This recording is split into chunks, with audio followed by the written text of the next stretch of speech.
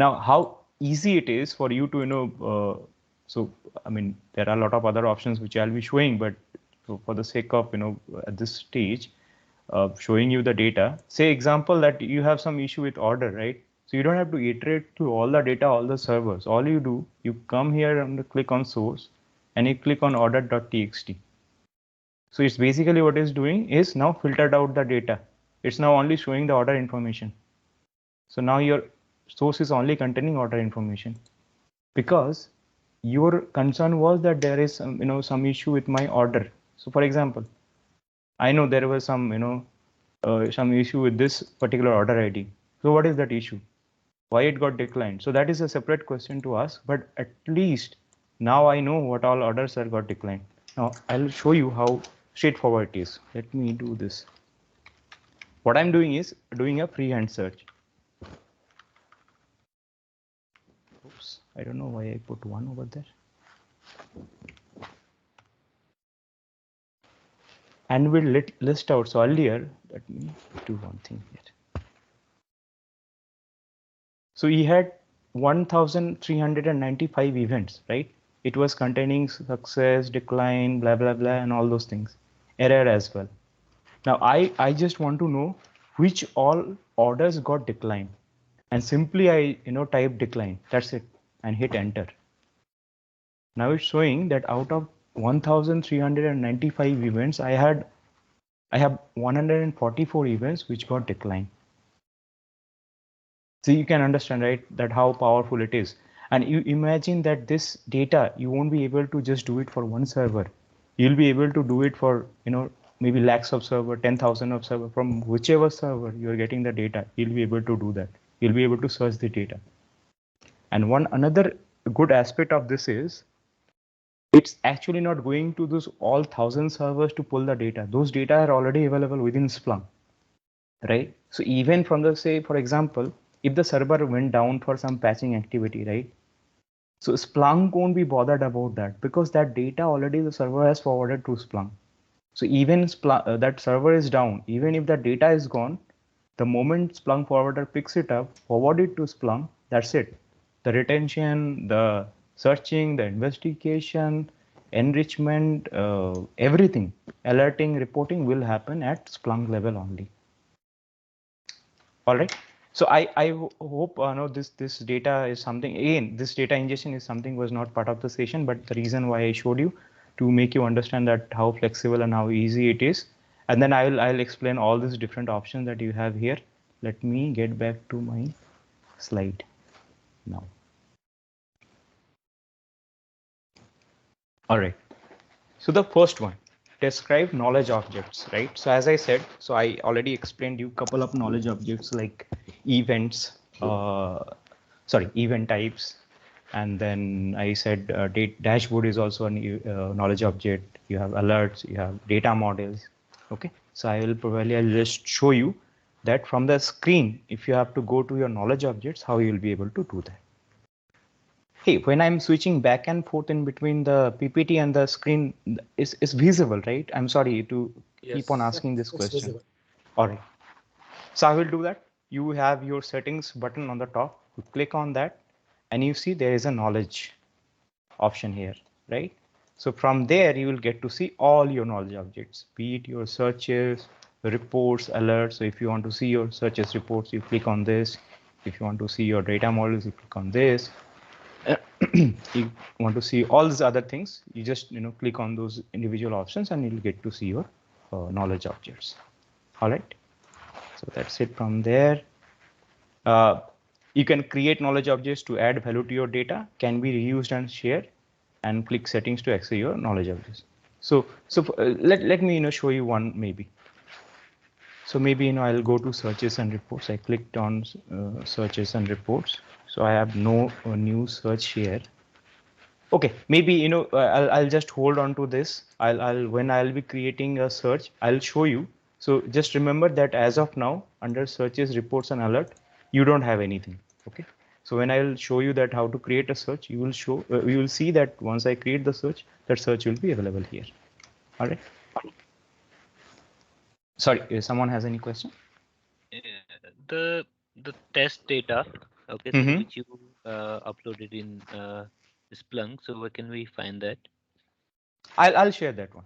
No worries. Oh, That's the sample data I have downloaded from some website. So I'll share that one. Yeah. yeah. All right. Next one, users and role. So as I was saying that at that time that users and roles wouldn't have made sense. So I'm not gonna go into the slides. I'll show you something which would be cool to see. So again, the same thing. You go to click on settings and you'll get to see roles and users. Okay. So from here you'll be able to if you have admin access. So now if I go back to my slide, there are three main roles. Okay. You have admin, you have power, and you have user.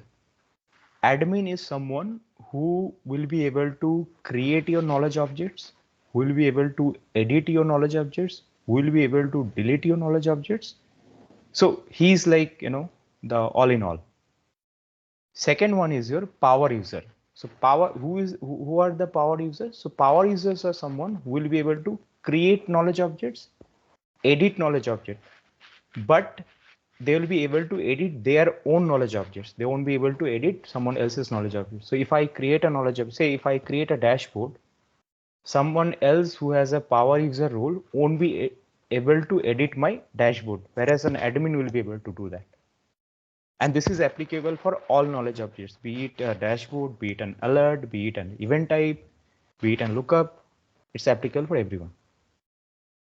And the last one is user. So user is someone who will be able to create knowledge objects. You won't be able to view someone else's knowledge object, neither he'll be able to edit someone else's knowledge object. Does it make sense? Is little complicated, but it's straightforward as well at the same time. Any questions? Or I can repeat it once again. If not, I'll, yeah. Jeet, I have a question regarding Mhm. the previous slide indexer. Like, so can Which like one? for uh, as you were showing the practical session of inserting the data and creating those indexers. Mhm. So, is it like for different hosts for which the Splunk is collecting the data or the forwarder is sending the data? So we can create indexes based on the all the hosts that are available in the infrastructure. Correct. You can, but again, that is not advisable. The reason being, your server is something which is not fixed, right? So the number of server, the quantity of the server, if today it is 1,000, tomorrow it can increase to 2,000. So for every new server you add into your architecture, you have to create a new index, correct? So Yes. what is advisable is you create your index based on the type of the data. So for example, if I create a data for my CPU only, what will happen, irrespective of the number of servers, what I will do from all those servers, I will collect the CPU information, I will push it into a single index. So that I don't have to, come back and create the index multiple times for every, because CPU is a fixed quantity, right? It's not going to increase or decrease. Like metric based index. Correct. Right. So technically, you can create your any number of indexes you want, but ideally, it's not advisable because the more index you create, the more headache or more CPU power you're going to use on your server, right? And plus, when you will be troubleshooting any specific issue, you will be searching this data across all your servers. You won't be limiting it to your one server or one index, right? So for example, if I have 5 server, what I have to do, for every server I have to keep on doing this, right? Which is again not advisable. You can technically you can do that, but it's not advisable. Okay, hope that answers your question. Yes, yes. I was All right. getting confused. Thank you. Yeah, worries. So everyone good with respect to admin power and user. Again, this is something from development perspective. You don't need to get the details because this is something that administrator would be taking care of. From your perspective, we'd be only developing the dashboard. But from understanding purpose, this is what the admin does. This is what power user does. This is what user does. And you have the flexibility of creating any role you want, right? So if I go to roles, so you will see that admin, power, and user, these are the default roles, but you can create any number of roles you want. So let's say I want to create a role called JIT, right? and I can go into capabilities and can select that, okay, JIT can only, maybe take the applications backup. I won't give him any other capability. So that is also something that I can create. So what will happen again? Let me create this role so that it makes sense. So let's say I created a role called JIT. I went to capabilities, select this particular capability. I can limit my search capability to a particular index as well. So you see that tutorial index is available here. So if I select this one, what it will do, even if I have thousand of indexes, JIT role, whoever has JIT role will be only able to search tutorial index. You won't be able to search any other index, main, summary, history, blah, blah. So this way, you understand, think from this perspective that in your organization, you have 4 departments. You have finance, 3 departments, finance, security, and IT, right? So it doesn't make sense for IT people to come to security domain data and search it, right? So this way you can create a role for these 3 different uh, organizations, and then you can assign your respective users to those respective roles. All right. So what I'll do, I'll just create this role to show you that how it works. So I've created a role. Then I will again go to settings, go to users. I can create a user here. Let's say I create a user called Jit. Give some random password maybe.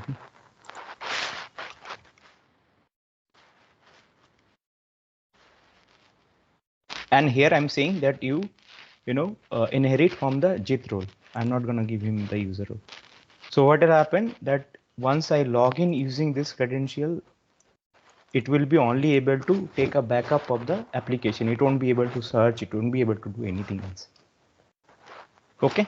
Hope that makes sense. All right. Yeah. All right. Perfect. All right. Next slide. All right. User settings. So I'll go to user settings. So how you will get that from here? Right, left to that settings, you have messages, and then on left of messages, you have basically this administrator is something is the name of the person who has logged in. All right. So if I logged in as an JIT, I would have it would have shown JIT here. Now within this administrator, you have this account setting. So I can click, if I click on that, it will show you the full name. Now I can change this one, right? I can change this to anything I want. So let me change this to this, and it got saved. And voila, now administrator has changed to Jitsana. All right. Now, next to account settings, you have your preferences as well. So if I click on preferences, it's basically some basic things like you can select your time zone. So for example, I select plus plus GMT plus 530, and I can select an application. Oh, so I'll talk about applications here, but for the timing, you just understand that you can select a default application. So when you log in, by default you'll be seeing that application only. And there are some other advanced things as well which you can change. So that is again something is not relevant to this course, but this is basically a page where you can change certain preferences from your user experience perspective. All right. So if I click on apply, so it will change my time zone. That's it. So if I go back to the slide, so this is what it is. You'll be able to change your time zone. This screen might look some little different because the version has upgraded, but the navigation is same. You go to that preference section, you change the time zone, you select your default time, and blah blah blah. Okay. Okay, next slide. Now apps. Okay. Now this is the one of the important thing of Splunk. So what is apps, right? So for example, as I was telling you that assume that uh, in your organization you have 3 departments: IT, and then you have finance, and then you have security, right?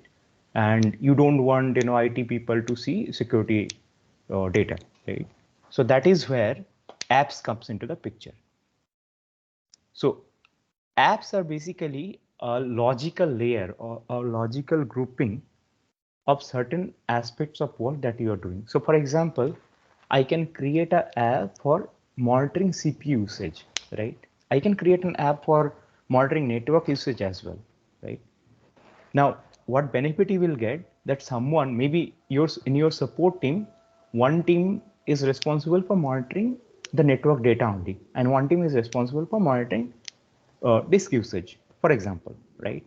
So what you can do, you can create two separate apps for these two separate teams, specifically built to cater those needs, right? So that someone who is taking care of network data is not bothered about uh, storage data and vice versa, right? So that is where, if I put it in simple words, that is what apps are all about. The moment you create an app, those apps will be listed here, and you can create any number of apps similar to indexes. You can create any number of apps, but it will be up to you how you are going to, differentiate or create that grouping. It would be up to you.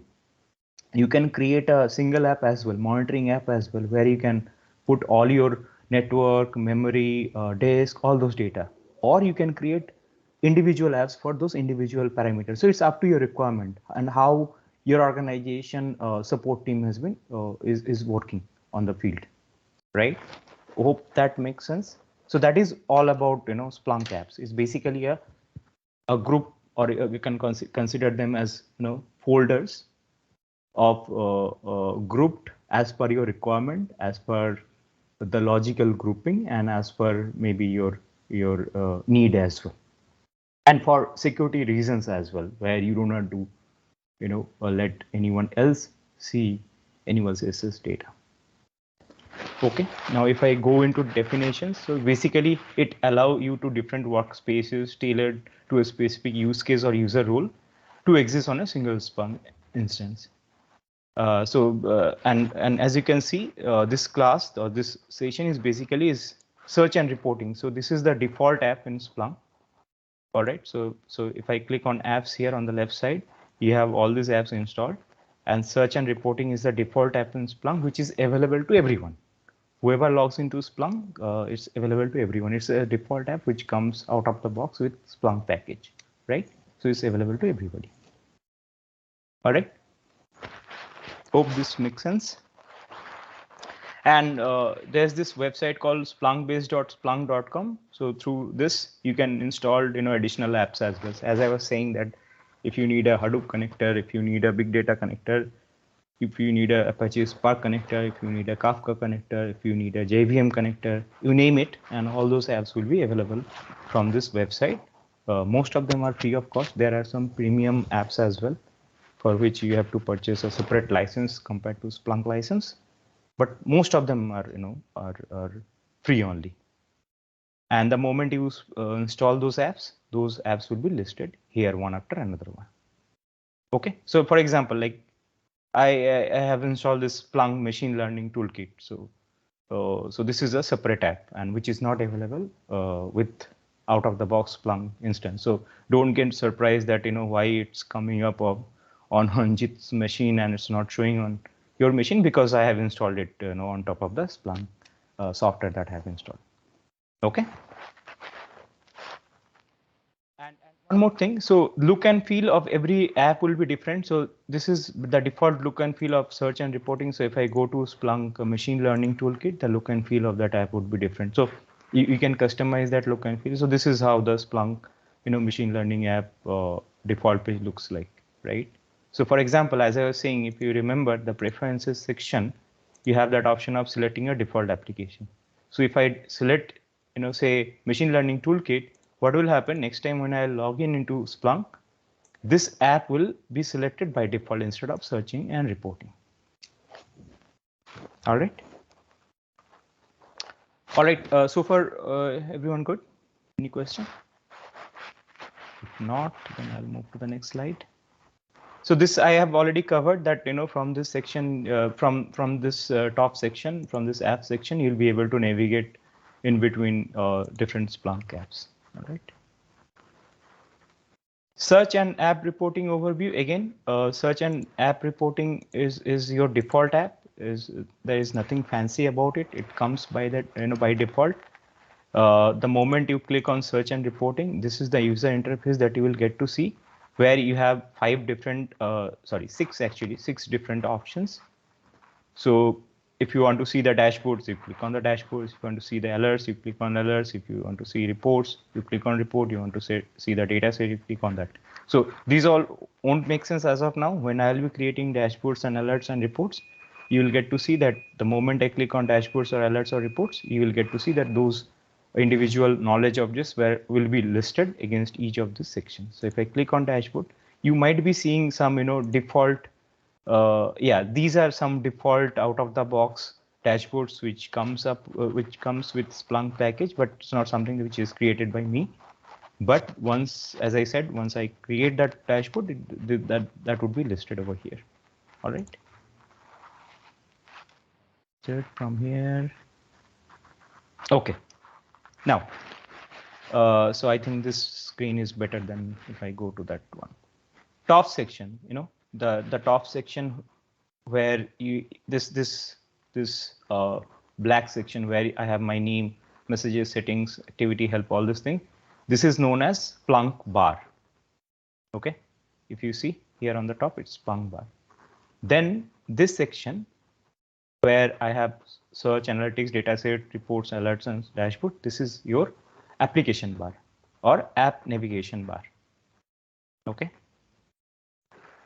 This shows the app name where you are currently in. So since I am in the search and reporting, this is showing you the search and reporting. If I go to some other app, that search and reporting will change and it will show that application name. So this is the section, this is the part where you'll get to see under which app you are currently in.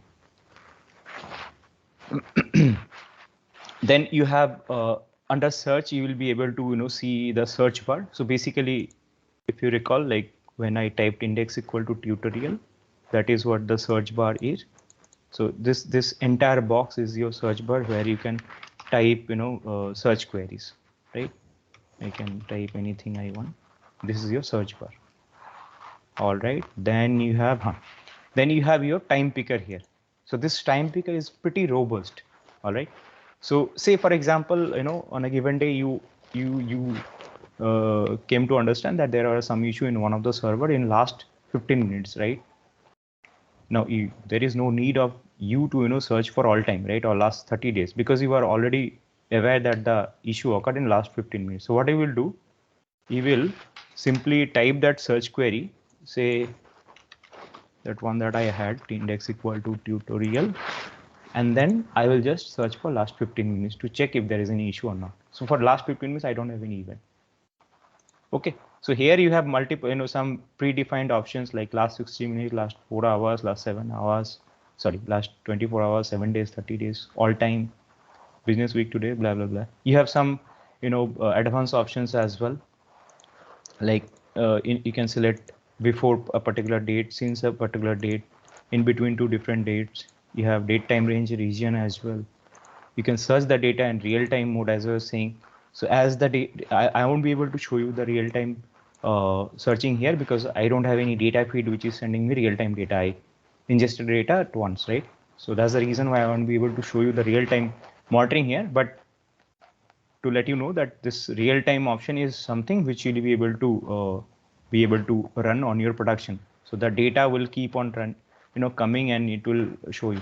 Actually, I can to some extent show you. If I show you internal index, let me see if at all if there is any real time data to give you the flavor. So see this search is running on real time. So internal index is an index which keeps or keeps on writing the logs as we do our processing on the Splunk. So as you can see, this is happening on a real time basis. If you see this number will keep on increasing as there are new records will come. But this is very CPU intrinsic job and it's not advisable to do it on production environment. But having said that, you can set up a separate instance specifically built for running real-time jobs as well. That's a caveat to it. All right. Okay. Data source. If I go back to search, So data summary, if you click on data summary, you will get to see like from which different location you are getting the data. So host is basically from which all different servers you are getting the data. Source is basically, you won't be able to see any data here because I don't have that much of data. But the point is, the data summary page will show you like from which all host you are getting the data, from which all sources you are getting the data. And source type is again something that I'll cover at later point of time. Is basically grouping of data similar to event type only. But you will be able to see the kind of metadata of the all the data that you have on your environment from this data summary page.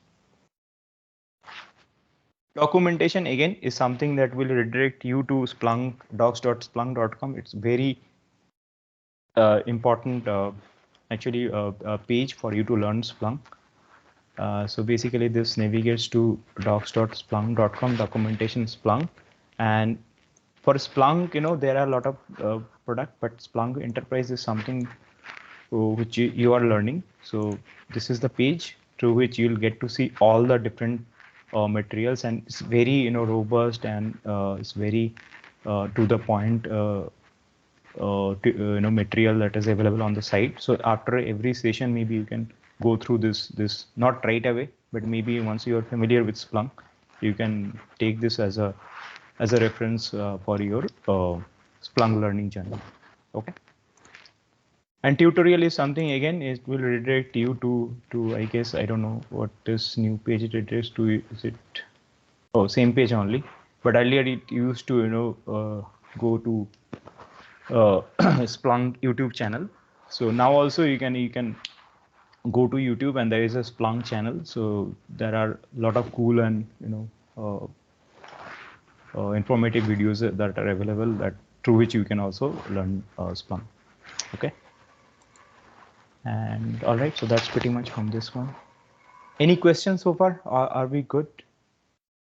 I hope you are not having a sleepy eyes post your lunch. Okay, I'll take that as yes. I'll go to next slide. So data summary views. So as I was saying, so this is how it will look like. Okay. So as I didn't have, I don't have data on my system, so you won't be able to see anything here. But this is typically how it look like on your production environment. So on the under host, you will get to see all the host information, and the source you'll get to see all the paths within the server, and finally the source type is basically the specific data type or data format. Okay. All right. Now, next one, this is something that I already have shown you.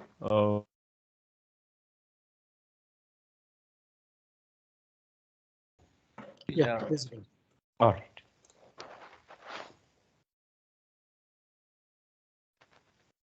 All right. So I'll just, as I was saying, that I will just show you that what event and fields are all about, which I have already explained while showing the flat data, but I'll show you that how it looks on Splunk, right?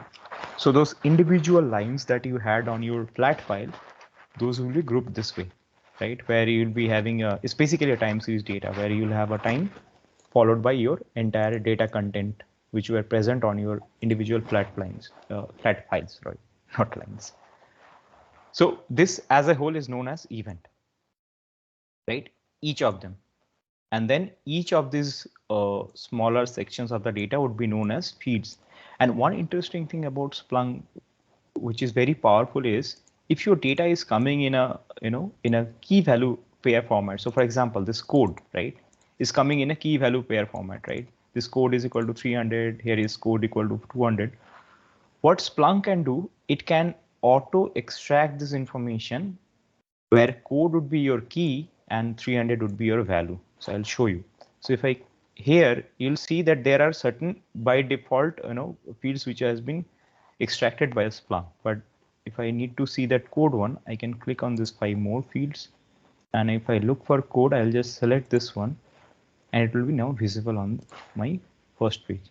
So you see, Splunk has created a code field for me. And it's showing you instant statistics, right? That with 200, I have 84% of the events. 10% of the events are having this status.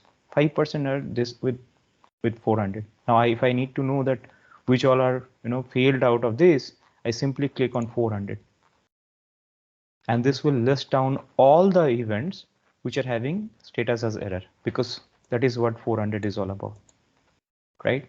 So this is how powerful field is, and this is how powerful Splunk is. If your data is formatted in a key value pair format, it's not limited to this. Even if your data is not in a key value format, I'll show you in maybe in the next module that you can extract that information uh, in a way similar to how it's showing here.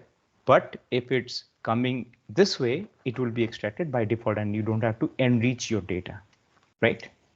Hope that makes sense.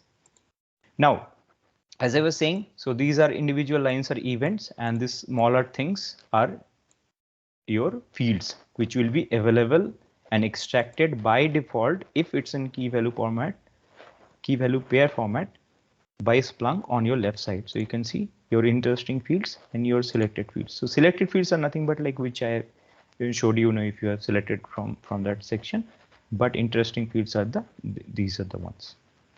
All right, so that is what it is listed here, that you have your field values, you have your event, and you have your search. So that's it from module 2. The next module is your searching. So should we take a 15 minutes break? I think it's a 2 hours of continuous information that I am feeding to all of you.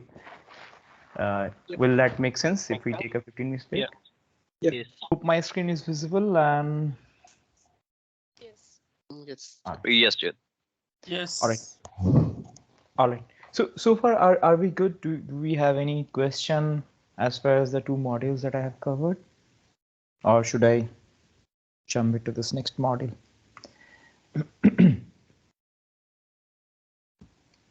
No, I think I'm good. All right, perfect. Thanks for confirming. All right, the next module is searching, which we have already touched a bit when I showed you how to search the tutorial data that I indexed. But again, we'll be seeing in depth the different options and different things that you can do while searching the data. All right. So the module objectives are this: run basic search, set the time range, define searches, timeline, work with events, control a search job, set search result, blah, blah, blah. All right. Now, this is very important, that why we need to learn, the search, right? So one thing is where you index the data, you get the data, right? And then another thing is that you store the data. But until and unless you learn how to search properly, this entire data set that you have ingested won't make any sense, right? You have to write proper search queries. You can compare the search queries with your SQL query, right? Where you have your data stored on your database. And if you don't write a proper SQL query, even though you have pertinent or very prudent data available on your database, your search query, if it's not effective, if your SQL query, if it's not effective, it won't give you the right result, which again will eventually lead to a lot of escalations and issue, right? So that is why it's very important if you're learning Splunk to write proper searches. So I have listed a couple of things, like every report and visualization is based on an underlying search, which we'll eventually see that every visualization or report or dashboard that we'll be building, that will be based on a search. Second is understanding, analyzing, and troubleshooting visualizations will depend on your ability to understand the search text, right? So if you don't understand the search, you won't be able to create the visualizations or the reports, and vice versa. Even if you have the reports and visualizations available with you and you have to troubleshoot the data, those reports or dashboards won't make sense if you don't have the understanding of the underlying search query, right?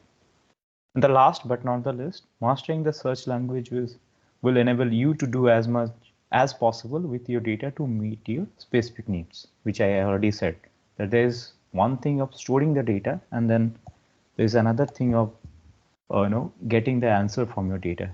That is where your search query will help you to get that answer from your data.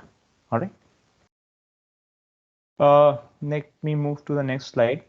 All right. So this is, these are the different options that you can, play with your data, with your, not with your data, but with your search query while playing with your data, right? So I have already showed you the first one where if you run a text, a freehand text, it will return all your events containing that text, right? So let me just uh, mm, repeat that scenario, right? So what I will do, I will show you, let me search this main index, right, with all the data. And probably I will look for this particular text. So what I'll do, I mean, even though I copied it, you won't be able to copy it because you will be having millions of records and not necessarily your second records will have that information that you are looking for, right? But having said that, say for example, if you have the data and you want to see all your events, which is having declined text in it, you simply type declined here.